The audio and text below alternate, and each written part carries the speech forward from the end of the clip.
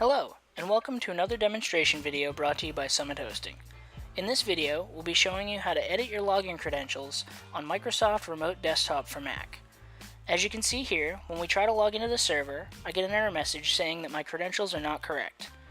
If this happens to you, and you know your password, these are the steps you need to take in order to recreate your login credentials and log into the server properly.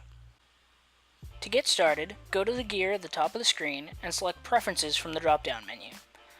Once the Preferences window appears, click on the User Accounts and select your user account that you've been using. Click the minus at the bottom and then click the plus immediately to the left. Here, enter your username and password credentials as needed. Make sure to enter either myasp/ or summithosting/ before your actual username. In the friendly name box, enter Summit Hosting and then click Save. Next, go to the Gateways tab at the top of this window. In this tab, make sure your gateway is selected on the left, and then under User Accounts dropdown, select Summit Hosting. You can then close this window, and the next step will be to hover over your connection and click the pencil in the bottom right-hand corner. Under the User Accounts dropdown, select Summit Hosting, and then click Save.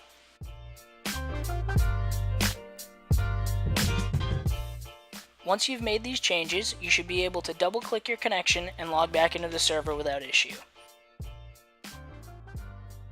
Thank you for watching this demonstration video brought to you by Summit Hosting, and have a great day.